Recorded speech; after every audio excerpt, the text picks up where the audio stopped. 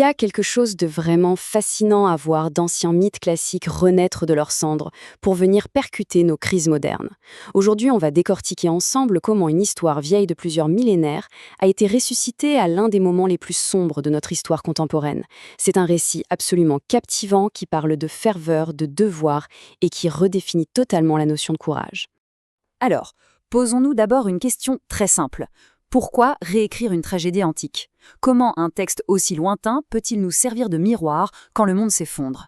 Eh bien, l'histoire nous prouve que face à des dilemmes complètement insurmontables, les grands archétypes du passé offrent des repères inestimables. L'œuvre originale, c'est comme une encre. Elle donne une structure familière, ce qui permet de faire passer des messages profondément modernes et parfois subversifs, tout en se cachant derrière le masque de l'Antiquité. Au programme de cette analyse, on va d'abord revoir le mythe théban, ensuite on parlera de Sophocle et de la loi divine, puis on fera un grand saut dans le temps avec la France sous l'occupation, avant de décoder l'allégorie politique de Jean Anouilh pour terminer sur l'héritage et l'ambiguïté de tout ça. Commençons tout de suite par la première partie, le mythe thébain, ou comment une histoire de famille tourne à la catastrophe. Bon, pour bien comprendre, il faut remonter à la source. Et franchement, ce cycle mythologique, c'est un enchaînement de désastres absolus. D'abord, on a Oedipe. Le jour où il découvre qu'il a accidentellement tué son père et épousé sa mère, il se crève les yeux et s'exile de Thèbes. Évidemment, ça laisse un énorme vide au pouvoir. Ses deux fils, Éthéocle et Polynice, en profitent pour s'entre-déchirer pour le trône et finissent littéralement par s'entretuer sur le champ de bataille. Résultat des courses, c'est Créon, le frère de Jocaste et donc leur oncle, qui doit prendre les rênes d'une cité complètement brisée. Et c'est exactement là qu'intervient l'événement déclencheur. Pour asseoir son autorité, Créon impose une loi implacable. Éthéocle, mort en défendant la ville, aura droit à des funérailles nationales grandioses, mais Polynice, qui a attaqué la ville avec une armée étrangère, est déclarée traître. La sanction, pas de tombe, on laisse son corps aux charognards. Sauf que leur sœur, Antigone, refuse catégoriquement cette règle. Elle décide d'enterrer son frère, bravant directement l'autorité de l'État. C'est l'étincelle qui met le feu aux poudres. On passe à la section 2, Sophocle et la loi divine, la tragédie fondatrice. Si on remonte à la version classique écrite par Sophocle en 441 avant notre ère, la lecture est très nette. L'œuvre repose sur une opposition fondamentale, la loi divine face à la loi humaine. Chez Sophocle, on est presque dans du noir et blanc moral. La loi divine exige que tout mort ait droit à une sépulture. Antigone est donc présentée de manière héroïque, elle est la pureté même qui se soumet aux dieux. En face, Créon incarne la loi humaine, mais il dérape complètement vers l'arrogance et la tyrannie. Ça illustre parfaitement le grand concept de l'époque, l'hybris. En gros, l'hybris, c'est cette fierté extrême, cette démesure qui pousse un humain à se croire supérieur aux règles des dieux. Dans l'histoire de Sophocle, Créon fait preuve d'hybris, et fatalement, il se fait fracasser par les dieux pour son arrogance. L'ordre divin triomphe toujours. Bref, la ligne morale est tracée sans la moindre ambiguïté. Troisième étape, la France sous l'occupation. Un tout autre contexte, bien plus oppressant. Faisons un bond de géant dans le temps. On quitte l'Antiquité pour atterrir au XXe siècle. Jean Anouilh, né en 1910, commence à se faire un nom dans les années 30 avec ses fameuses pièces noires, mais le cœur de notre sujet se déroule entre 1940 et 1944.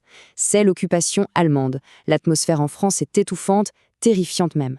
Et c'est précisément dans ce climat d'urgence absolue, le 4 février 1944, que la version d'Anouilh est jouée pour la toute première fois. Il faut vraiment réaliser à quel point la chronologie donne le vertige. Le texte a été écrit en 1942, en plein cœur du conflit, et il monte sur scène à peine quelques mois avant le débarquement de Normandie. La tension dans les rues de Paris est à son comble, le pays est divisé, surveillé de toutes parts. Ramener ce vieux mythe devant un public complètement meurtri à ce moment précis, c'était un pari chargé d'enjeux historiques massifs. Plongeons dans la section 4, l'allégorie politique d'Anouilh, véritable miroir de son époque. Pour le public de 1944, les parallèles crèvent les yeux. C'est une allégorie pure et dure. D'un côté, Antigone représente la résistance. Sa seule motivation, c'est de dire non à un pouvoir injuste, même si ça doit lui coûter la vie. De l'autre, Créon incarne le régime de Vichy, ou l'occupation elle-même, qui cherche à maintenir l'ordre à tout prix en acceptant des compromis moralement destructeurs. Et le plus fou dans tout ça, la censure nazie n'y a vu que du feu. Ils ont validé la pièce en pensant que ce n'était qu'une inoffensive tragédie grecque.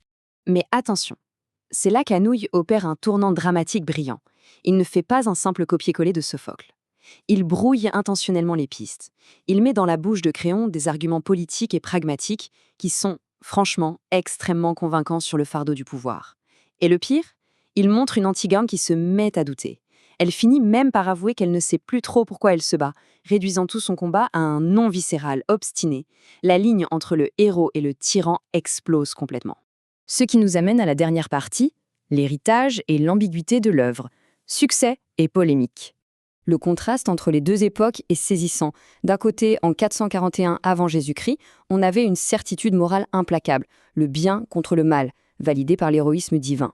Mais en 1944, Anouilh nous plonge dans une ambiguïté humaine profonde, avec des motivations incertaines des deux côtés.